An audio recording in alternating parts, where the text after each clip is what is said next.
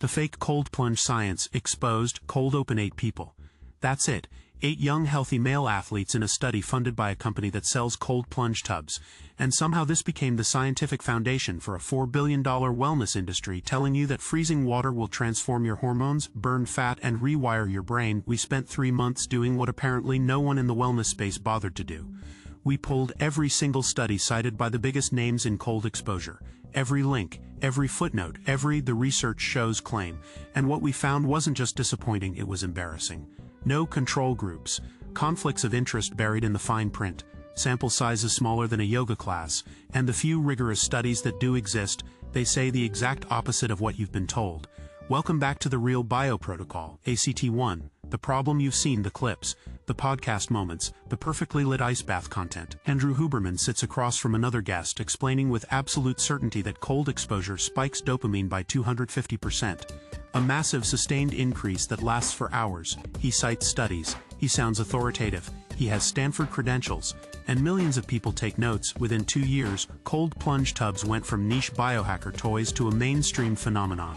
Companies like Plunge, Cold Stoic, and Ice Barrel exploded. The market hit $4 billion. Gyms installed them, hotels marketed them. Your neighbor built one in his garage. The message was clear and consistent. Cold exposure is a science-backed protocol for dopamine metabolism, brown fat activation, mental resilience, and recovery. But here's the question nobody asked. What does the actual peer-reviewed science say? Not the summary, not the podcast interpretation, not the Instagram infographic, the actual papers. Because when you start pulling threads, the whole thing unravels fast. The wellness industry has a dirty secret, and it's not that they're lying exactly. It's worse. They're technically telling the truth while painting a picture that's almost completely false. They cite real studies. The studies exist, but the studies don't say what they claim, or they're so poorly designed that they shouldn't be cited at all, or they're funded by the exact companies selling you the product. This isn't skepticism for the sake of skepticism. This is about the difference between real science and science-flavored marketing. And right now, cold plunge culture is drowning in the latter. The influencers got rich, the companies got richer, and you got a very expensive bathtub and a dopamine hit that may have been placebo the whole time. ACT2, the hidden truth. Let's start with the study everyone cites. The dopamine study. It's from 2000. Published in the International Journal of Circumpolar Health. Researchers measured catecholamine levels in subjects after cold water immersion. And yes, dopamine increased by roughly 250%. Sounds incredible, right?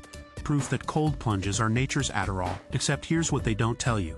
The study had no control group, none. There was no comparison condition to rule out whether the dopamine spike came from the cold itself, the stress of the experience, the novelty, the anticipation, or just waking up early and doing something weird.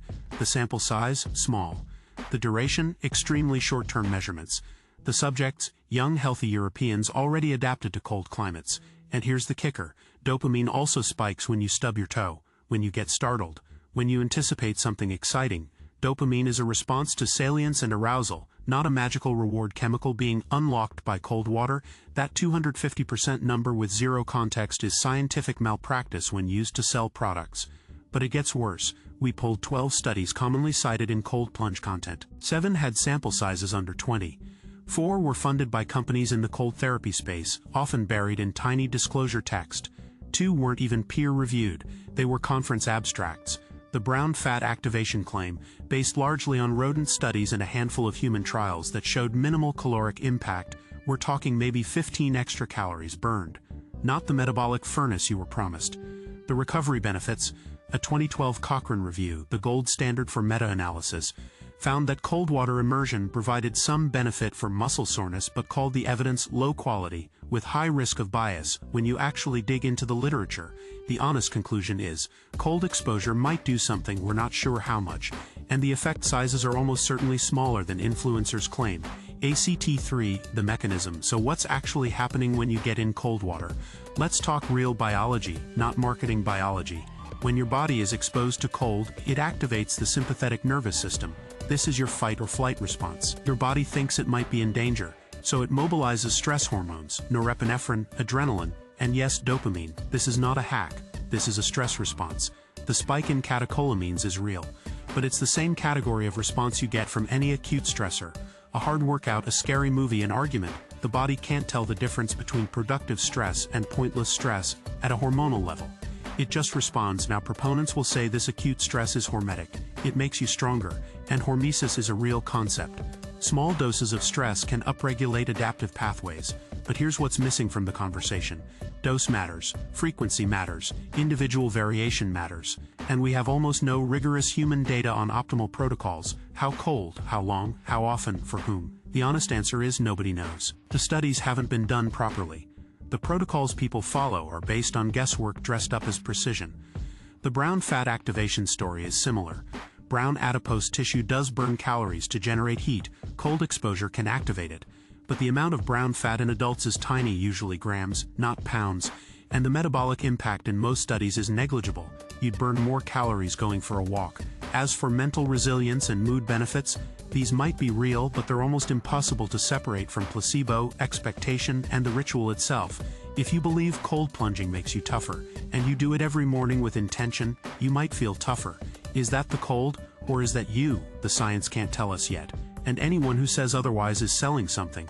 ACT4 real-world application. So should you throw out your cold plunge? Not necessarily. Here's the honest framework. If you enjoy cold exposure and find it mentally clarifying or energizing, keep doing it. The ritual, the discipline, the morning shock to your system, these have value that isn't purely biological. Psychology is biology. Belief effects are real effects. But stop pretending it's a medical intervention with specific proven mechanisms. It's not. At least not yet. If you're doing cold plunging because you think it's optimizing your dopamine for hours, boosting your metabolism significantly, or replacing other recovery protocols, you're operating on weak evidence. Here's what we actually know works for recovery. Sleep, nutrition, and time. Active recovery like walking. Maybe massage. Cold water immersion, it's a maybe. Possibly a slight reduction in perceived soreness. Not the miracle it's marketed as. For fat loss, eat in a caloric deficit. Lift weights. Walk. The cold isn't doing meaningful work here. For mental health, the studies are too small and uncontrolled to draw conclusions. If it helps you, great. But don't confuse your experience with scientific proof. And for the love of evidence-based thinking, stop spending $3,000 on a fancy tub because a podcast told you it would change your neurotransmitters. A cold shower does the same physiological thing for free. ACT5, the bigger picture. Here's why this matters beyond cold plunges. The wellness industry has learned how to weaponize scientific aesthetics. They've learned that if you cite studies, use technical language, and speak with confidence, people will believe you, even if the underlying evidence is garbage. This is how $4 billion industries get built on sample sizes of 8. This is how podcasters become more trusted than peer reviewers. This is how you end up optimizing your life based on rodent studies and uncontrolled experiments. And who benefits? The companies selling the products, the influencers building audiences on contrarian health content, the entire ecosystem that profits from making you feel like you're one protocol away from optimization. The truth is harder. The truth is that most interventions have small effect sizes. The truth is that we don't know as much as we pretend to. The truth is that rigorous science is slow, boring, and rarely gives you the dramatic conclusions that make good content.